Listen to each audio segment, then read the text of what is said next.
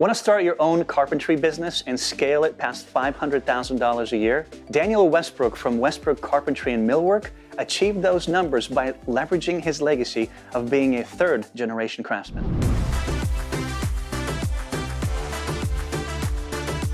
Today we'll be speaking to Daniel, who turned to the carpentry business after starting 4 other businesses in the real estate and construction industries. He's become a household name in Seattle as he's frequently featured in magazines like the Master Builders magazine, various TV shows, and commercials. What equipment is must-have? This is the #1 tool that most shops end up getting. How do you estimate restoration projects? Your profit margins are more too. What did it cost you to get going? Well, the advantage is that you can do more volume of business. In this episode, he'll share with you how you too can start a carpentry business, how he sees growth differently, how he suggests that everyone should communicate with their audience and clients, and everything else that made his business successful. Create a website that expresses that very simply. That's #1. For somebody who's just starting out, what do you think they should be thinking in terms of cost to operate monthly? All right, we're gonna give you guys an inside look into Daniel's truck and how you set it up. If you're overworking, follow these steps to live a better life. It is incredible software. I really highly recommend using it. All right, you guys, without further ado, let's go talk to the man, Daniel. And before we do that, like the video, subscribe to our channel. We appreciate your support. Let's dive into it. What a cool looking shop.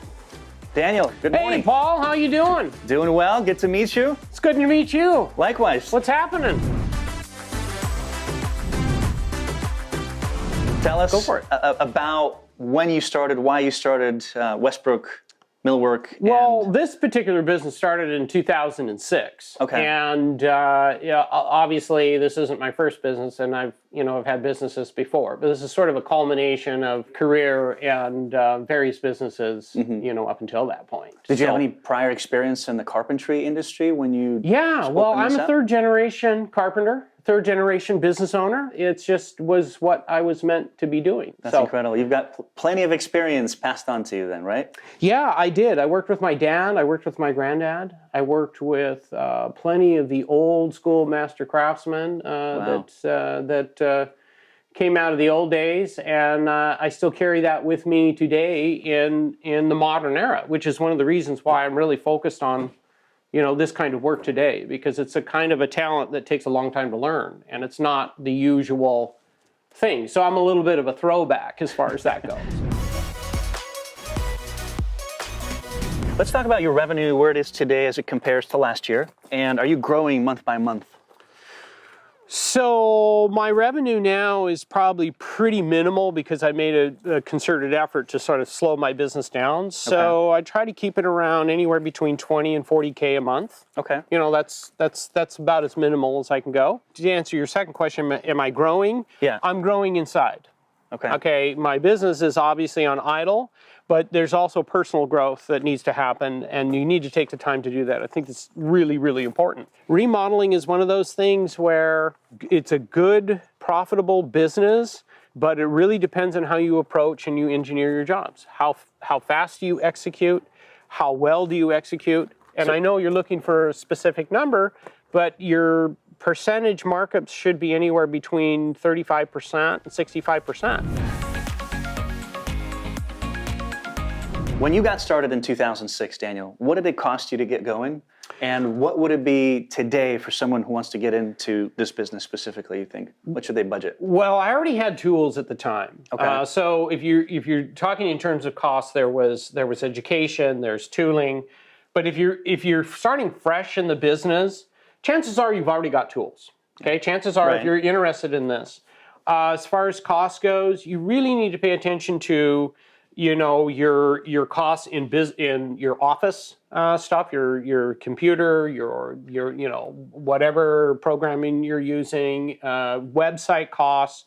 You're going to end up spending $2,000 to $5,000 for a simple website anyway. So if you're really wanting to start right, you're probably going to need to invest not only a whole lot of time, but also probably around $10,000. Just to barely get your business started. What does it cost you to run your business at this level on a monthly basis? And what's the most expensive thing a month? The most expensive thing every month is labor. It's what I pay myself. You know, I work for my company, and so that's the most expensive thing. At this point, with my business sort of more on an idle mode, my expenses are pretty low. My truck is paid off, my tools are paid off, and I'm assuming what you mean by expense is not, you know, saw blades or material or anything like that, because those are charged to the job. Those go into each job. They are? Okay, I didn't know that. So whenever you take a job, you factor in some tool expenses in that? Oh, sure. Oh, yeah. Not tools per se, but blades, cutter knives. Whatever gets used up and abused. Sure. Okay, that makes sense. For somebody who's just starting out, what do you think they should be thinking in terms of cost to operate monthly, and how does that structured? Well, labor, obviously, employee labor is going to be your most expensive. Aside from that, it's tooling up. But once you have your tools, once you have what you need to do your projects, the rest of it is pretty much you know, what it costs to do the job, which is, you know, part of the estimate of the job. Daniel, you've owned other businesses before, and curious, what did you do different this time around, and did that experience help you in growing this venture? Yeah, it's a culmination of experience that allowed me to really focus and refine and simplify my branding. That's it? Yeah, that's it. I mean, talent is something that you practice and continue on, right? Right. But businesses before are kind of a training, and it just almost seems like that it helps you to understand and simplify your marketing, your branding, who you are, and what you do. Okay. It's really that simple. That's it. Guys, stay tuned. Keep watching the video. Hack from Daniel in terms of his success and how he continues to grow and be successful in this particular business as well. All right, we're going to give you guys an inside look into Daniel's truck and how you set it up, why, and so forth. So give us a tour. Well, this is my latest rig, and it took me a long time to design this thing. Basically, it was purchased as a cab and chassis, and then this is, you know, basically a utility body. Okay. And I designed it to be able to carry everything I need out in the field. This looks solid. What did it cost you to get this whole setup? Well, this whole setup was about 7,500? 75 grand. Oh, I was going to say, that would have been a steal. Okay, good. Okay, that's more like it. So I have access. Now, I don't have all my tools in here. I'm not packed tight right now because I have a lot of tools unloaded in my shop. But I've got access to the side. I've got tools, all my field tools that I'm going to need for doing restorative work. I have things tucked away. My knee pads, my carpenter bags, all of that. And obviously, I don't want to forget the rack on top, which is really important as well. What's really cool about this truck is that everything's, in Seattle, it rains a lot. So you really need to have everything protected. So this is what this truck does. And I've got my glass rack and everything just completely organized in here. And I can get this thing packed pretty tight. I can carry my material. This is where I carry, those windows and, lumber and everything. Okay. Let's talk about ad spent. What are you doing? Where are you? What platforms are you using? How much are you spending? I'm using all the social media platforms, and I do not spend money on those. You don't? Okay. I specifically spend money on Google AdWords, and I use the keywords. I use Google AdWords, and I spend right now anywhere between $300 and $500 a month. Okay. What kind of keywords are really bringing in the returns? Historic window restoration, historic front porch, staircase, custom cabinetry. Those kinds of things that really kind of fit with what people need in this area. Are you doing that yourself as far as Google AdWords? Yes. Okay. Not hiring anyone. I've been working with Google AdWords for years, and it is incredible software. I really highly recommend using it, because if you're advertising on Houzz or if you're advertising on Porch.com, what do you think that those guys are doing? They're buying big blocks of Google AdWords, and yet you're having to go through their platforms. So why not present your own website and learn how to use Google AdWords? It's it's complicated. But if I can do it, you can do it. Let's talk about equipment. You know, for somebody watching who wants to get into the carpentry industry in general, like what equipment is must-have, and let's just dive into a little bit of cost and things like that. Yeah, sure. I think that as far as equipment is concerned, you've got to really identify what it is that you're going to do, because there's a wide variety of trades. Okay. So if you're going to be in the field a lot, you're not looking at shop work, you need to really start with obviously a set of construction bags to wear, you know, skill saw. Really depends on what you're doing. So identify that and start with the smaller tools that you're going to need to be able to do your service work, to be able to do your craft on site. And of course, I highly, highly, highly recommend a pickup truck or a van to be able to securely carry your tools and keep them nice and organized for your daily, you know, work. You guys, if you're enjoying this video, we would appreciate if you show Daniel's support by liking the video, subscribing to our channel. We appreciate you watching. Let's talk about the most important skill set that you need for this industry. If I lack certain ones, how do I improve on that? Yeah, so I think one of the most important skill sets obviously is a work ethic, just like with any job. And if you're really getting into carpentry, then I would say that learning how to use a skill saw, learning how to use your tools, and what they're capable of doing, and visualizing where you can go with them. But also, I would add that that it's important that you get involved with an employer who sees that you have drive and who's going to give you work that's going to stretch your abilities. If you're a trim carpenter and all you're doing is say trim on the inside of a house, it is also good to understand how the house is framed, how the structure is. It's going to help you be a better finish person. And these types of things. And if you're going to be discovering those, obviously YouTube is awesome. Now, not all the information is right. You're going to have to, you know, use some little discernment on dicing that out. But surrounding yourself with professionals that are working in the industry I highly recommend doing that. On this side, I keep a lot of my material. You know, I've got screws. I've got sandpaper. Close that, get that out of the way. But you can see I've got, look at how much screws and drill bits and everything, you know, all kinds of nail guns, sanding equipment. Now again, this is usually packed full. I've got a lot of stuff in the shop right now.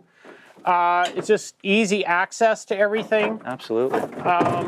And you know, obviously, you know, I've had a lot of vehicles before this. But this has been my latest culmination of what I do, and also staying completely organized all the time. You wouldn't want to go too fast on a speed bump, right? Everything just goes midair. Yeah, it's, you know, you have to drive a little bit like an old granny. Just take it easy, let the traffic go by, you'll get there.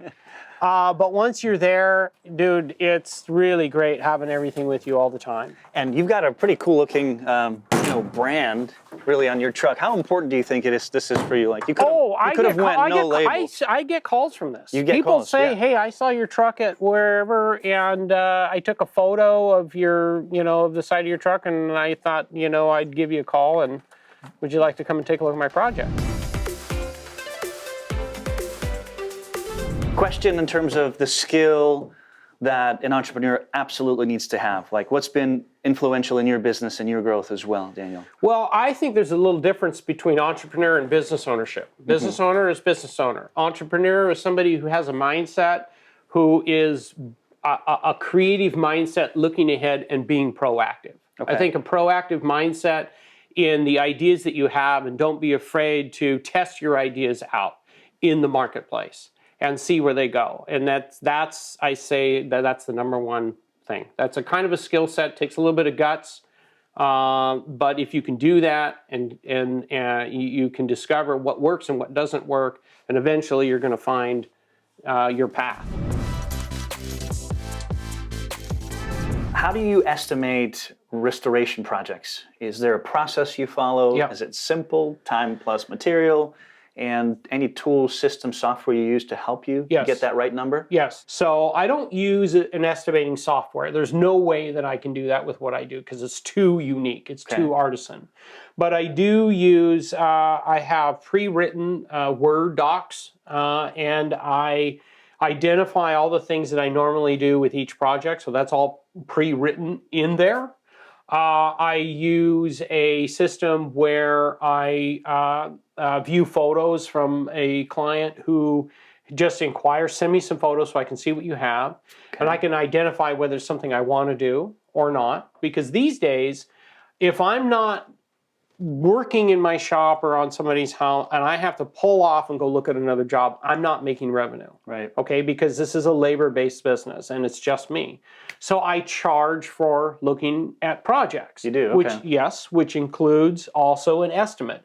And I'm giving them my proprietary knowledge. It's not like I'm just charging them to show up. I'm charging them for an hour of my time at their home that is 100% access to my knowledge in my mind. What's the charge? $300. Okay. But that also includes write-up of an estimate, which is another hour or two after that.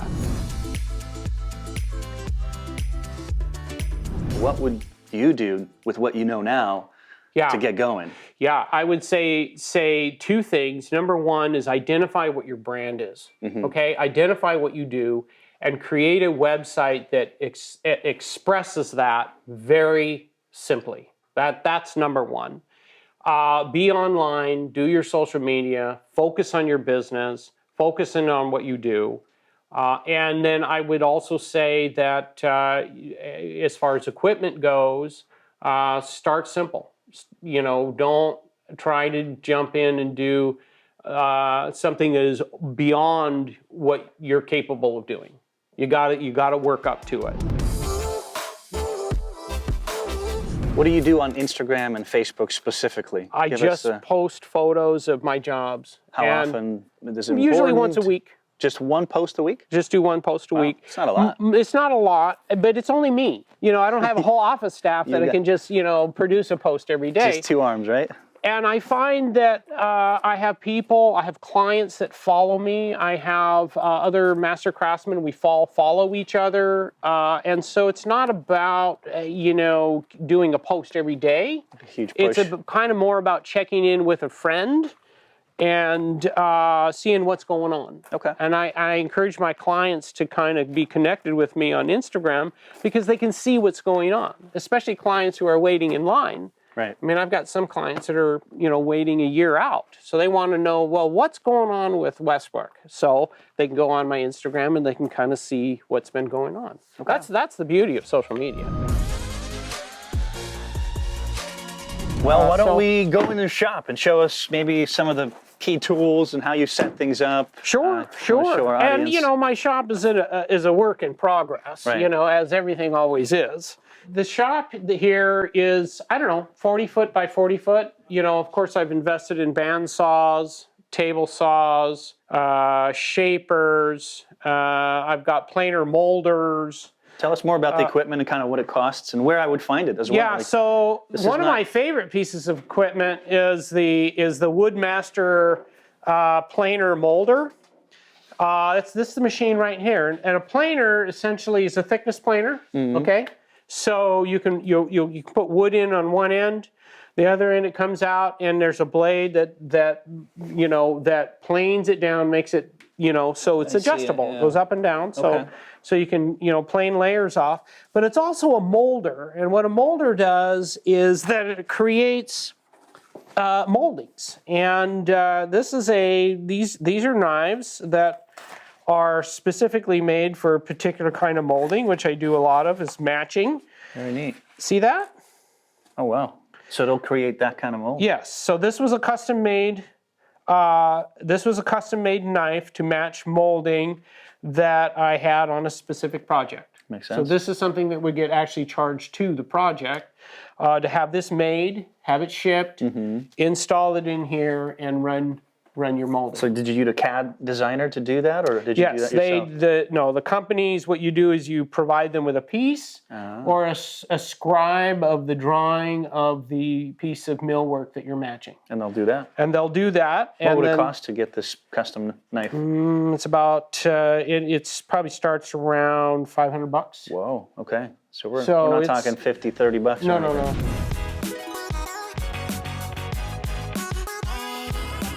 What are the advantages or disadvantages with your experience of having employees, not having employees, and so forth? Well, the advantage is that you can do more volume of business. Okay. I mean, the whole idea of having employees is to make their lives better and your business more profitable. You're doing more volume. You can do more complicated jobs. You can do bigger projects. I mean, obviously, working alone as I do right now, I can't do larger jobs that I used to do. I mean, you need your hands-on people to help you. Mm-hmm. The disadvantages are employees have a lot of liabilities around them from a business owner standpoint. Especially in your industry with so many blades and stuff. Not just injury, but these days, you've got to make sure you're paying attention to enough volume where you can take care of your employees if they're sick. Mm-hmm. That you're giving them their vacation pay, their 401k. Those aren't necessarily liabilities, but it helps to have your business volume in order to provide that package for them. So I think a disadvantage is just more once you have employees, you need to make sure you have the volume of work to keep them busy. The beauty of what I'm doing right now is I don't have to worry about that. Right. I can kind of focus on what I'm doing. And to me, right now, that's an advantage. But employees are not a bad thing. They are a part of doing business. Talk to us about the insurance that you need to have. And have you ever messed up anything that you were restoring as well, and how you took care of that? Yeah, so actually it's really simple. As a remodel contractor, which is basically what I am, in Washington State, you're required to have a liability insurance. You're required to have a bond. So it depends on what you're doing. In my case, it's pretty standard insurance. It is, okay. Nothing unusual? There's nothing unusual. But the second part of your question, take for instance this window here. So let's say I break the glass in this. Right, what happens? I know how to fix it. I know how to put it back together, and it is part of the expectation with the client that, look, I'm working on this on a T&M, time and material basis. Mm-hmm. I can't give you a solid estimate. I do my best not to break anything, but sometimes in the course of doing things, you do break things. Now in remodel, there's a clause in my contract that's an ancillary kind of a collateral damage thing. So if you're doing a kitchen remodel and a year later the customer notices that some of their doors upstairs don't quite close, well, when you're remodeling a building, there's agitation in the rest of the building. Right. So again, it's about an expectation and understanding, look, if we're going to spend 6 months or 8 months in your home, we're creating a lot of agitation in a wooden structure. So you could end up with seeing cracks on the other side of the wall that you're working, that type of thing. These are the things that you've got to learn to put in your contracts and in your estimates in order to make sure that you're having this conversation about these expectations. The table saw is one of the most versatile tools in the shop. You can do a lot with it? You can do a lot. It's, I would say, just about as versatile as the bandsaws. You can do a lot with the table saw. This is the number one tool that most shops end up getting. This is our first tool usually. The lever to reduce? Yeah, so it'll go up and down here. That's the other one, okay. That one will, tip the blade. Okay. And of course I have a feed table here so that if I'm, ripping sheet goods, I can support it off of this table, which is... It's a good trick. And one thing I would have to say that in the shop, one of the most valuable things you can have is have your equipment on wheels. Right. In my case, since I'm doing so many different unique things, I have to reset my shop to do a very specific task. So having tools on wheels is game changer. Awesome for me. Let's talk about the seasonality of this business, Daniel. Doesn't even apply. Do you have busy months, slow months? What is that? There's a cycle, especially here in the Northwest. With the rainy season, there's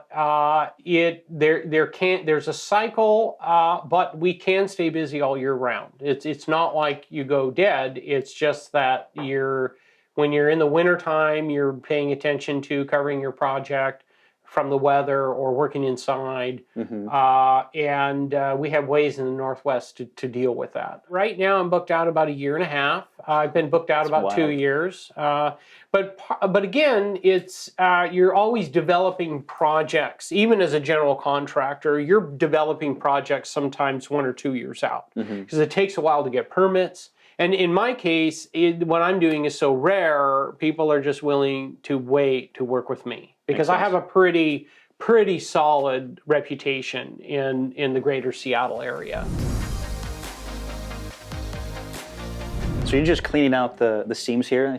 Is that what you're doing here? In this particular case, this is a leaded glass window. It's been beat by the weather over the years. This one is in relatively good shape. And so what I'm doing is taking out all the loose glazing. I'm loosening up the sash to try to get it back together again. I'll be putting plugs in here. And so let me show you what I'm going to do is I'm just going to kind of slowly take out this bottom rail because I want to see if it's in good shape or not. And I got to be really careful of this leaded glass. So it just takes a little bit of... I was going to say precision here. A little bit of coaxing because if you don't, you miss, you're going to be repairing the glass, which does happen. So yeah. So there is a bottom rail for a historic window sash, and I don't know if you can see the profile with the camera, but that gives you an idea what it looks like. Okay. And so what I'm seeing here is that this is actually in pretty good shape. I mean, if you take a look, I don't know if you want to touch that, but it's dry. You see how dry it is? You see how solid it is?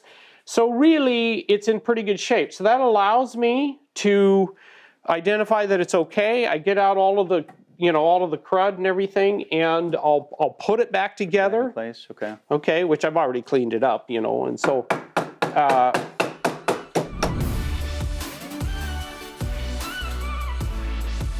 What are the profit margins, Daniel, for stuff like this? It depends on how you measure profit. Well, so what's your clean take home after everything? So if I'm doing, let's say if I'm doing, say, $250K this year, my take home is probably around 150 to 175. Okay. So not too bad. Yeah, that's pretty good. If I'm doing kitchen remodeling and I'm GCing and I have employees, then, it's way more than that. Way more? Way more. The profit margins are way more? Take-home pay. Take-home pay, okay. Obviously, you're doing bigger jobs. Your profit margins are more, too. Okay. Because this business, doing what I do now, this is a labor-based business. I'm not selling subcontractors. I'm not selling a whole lot of material. As a GC, selling subs and material, gosh, that could be, $400,000 or $500,000 a year, plus your percentage on top of that, which is anywhere between 35 and 65%. So start doing the numbers, which is going back to your earlier question.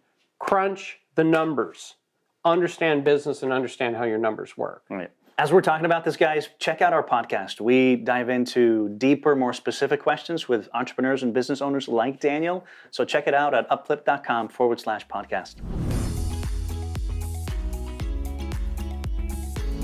Let's talk about mistakes. People love hearing what mistakes other business owners do. I've made a lot of mistakes.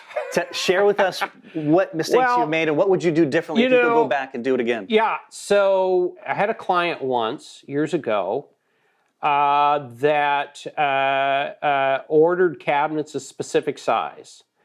The cabinets for the kitchen came higher, and I went ahead and I installed them, and she discovered that, I wanted my cabinets at this height. Okay. That was a part of the contract. I had to rip all the cabinets out, lower them down, put them back in, probably cost me about $15,000 to $20,000. Ouch.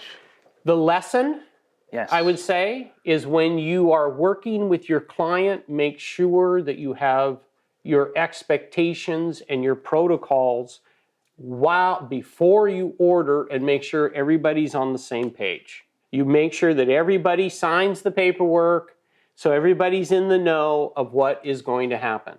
Don't just assume. There is no assumption that is going to work in your favor. What is that term they have? Assumption is the mother an ass out of of all you mess and me. ups.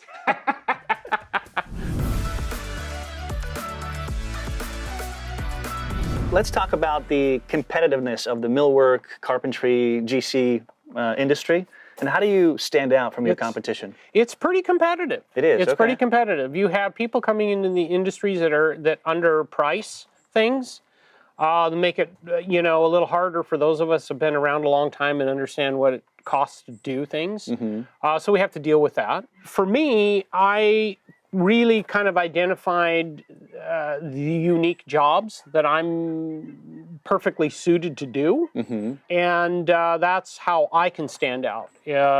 Obviously, your branding is important. That's really what makes you stand out. Gotcha. It should be unique to you and the culture of your business. So not being a jack of all trades, but being a master at one or two. You should be very specific and identify your niche and what it is that you do. That's awesome advice. The way I stand apart is I look at myself as not a cookie cutter contractor, but somebody who can do a lot of different things that are quite rare. Kind of the cookie dough that's left over after cutting out all of the cookies, and I'm all of the dough in between that's left over that doesn't fit the cookie cutter. Okay. What's your biggest challenge right now in your business today? I don't really have a challenge. You don't? I have to go back several years where, my biggest challenge was that the business owned me. It was I was doing 80 hours a week. I was running around like crazy. And the biggest challenge was finding time to just diffuse and rest. That's real. But several years later, I have found a way to do that. And that's why I've kind of, got my business and sort of, lowered my volume, if you will. Right. So you went from like $500,000 to lower. Oh, I was doing choice. way more than that. I was doing, I was probably doing over $1 million a year in revenue. Wow. But that's the beauty of doing what I do. Right. I'm a hands-on contractor, so I can crank up my business and do as much volume as I want, or I can dial it back so that I can create more time for myself. And I can do that within, 18 months. So the freedom of that is so beautiful to me. Yeah. Work-life balance, super important. Absolutely. You went from more of a general contractor to more hands-on, exclusive, I would say, stuff like that. Yeah.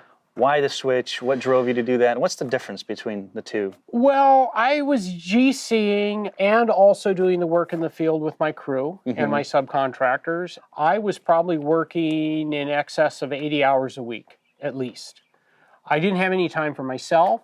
Obviously, I've been in business in the business for a long time, and I just decided, look, I'm self-employed. I'm a business owner. I can do whatever I want with my business. Amen to that. And I needed to kind of do some soul searching. I needed to slow down. I needed to kind of say, wait a minute, I need to adjust, and I needed to really start to focus on a genuine me. And I kind of got to the point where I asked the question, do I own my business, or does the business own me?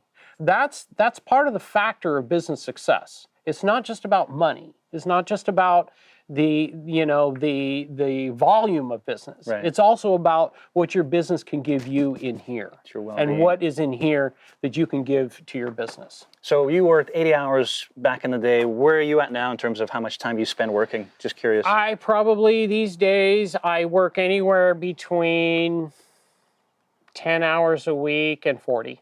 Okay. So give us a bullet point of what you need to do to go from 80 hours overworking to 16 or your choice, yes. whatever. So what I did is I laid off my people. Okay. I redid my website, really kind of started to focus on some things that I wanted to do. I changed out my Google AdWords and my keywords to really kind of focus on that. I pulled out of associations like the Master Builders Association. I pulled out of all the association dues because I knew I was lowering the revenue of my business, so I needed to lower the expenses. Right. So that's a big important factor. You can't just keep paying out all of these ancillary expenses, and I knew I wasn't going to be doing, you know, general contracting push, and started to kind of just focus in on this, you know, master carpentry, restoration, kind of millwork on historic homes. There you go. If you're overworking, follow these steps to live a better life.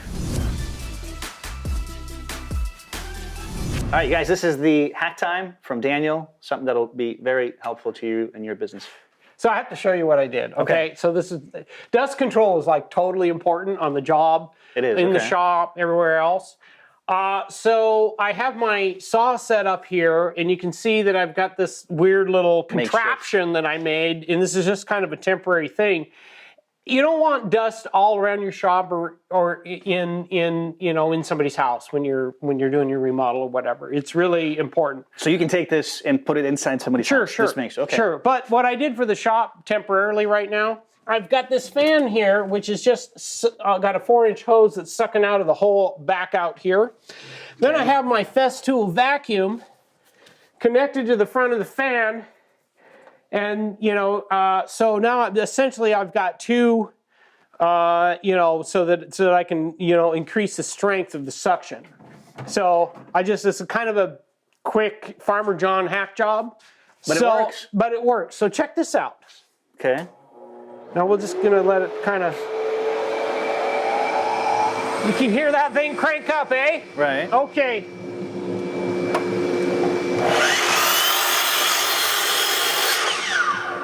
Now, are you seeing any dust come out of there? A little bit. Not much.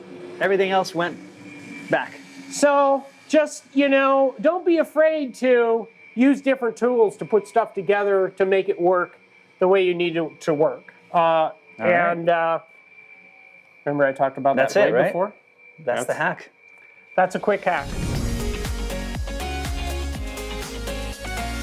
Daniel, let's talk about what's next for Westbrook Carpentry and Millwork. Where do you see the business in the near future? Yeah, well, it's where I would like to grow it out is to really kind of focus on my hands-on craft. That's my whole thing right now, is to elevate my craft as a practice. And there's never any end point. You know, I've been called a master carpenter, but there's no master. You just keep going to the next level and next level. Absolutely. So I'm really focusing on that. The overall, I would like to have more clients come out to my shop, sort of back away further and further into my shop rather than doing, you know, less field work, more shop work. You just want to stay close to home, don't you? I kind of want to stay close to home. I've been doing this a long time. You know, it's on my property. So I used to, you know, have a farm here, and I used to sell products out of my farm stand out front, and I'd like to revamp that and again do something like that, or do some e-commerce business of stuff that I can make out of my shop, and I have some ideas for that, which I'm probably not going to share with you right now. Okay. Well, you guys, that's a wrap of us meeting with the owner, Daniel, of Westbrook Carpentry and Millwork. What an incredible, unique, exclusive thing that he does. He's a true craftsman, third generational. I hope you guys took away a lot of advice, tips, hacks, tricks. We want you to succeed in this industry. Thank you so much for watching. Take a second to like the video, subscribe to our channel, and thanks again.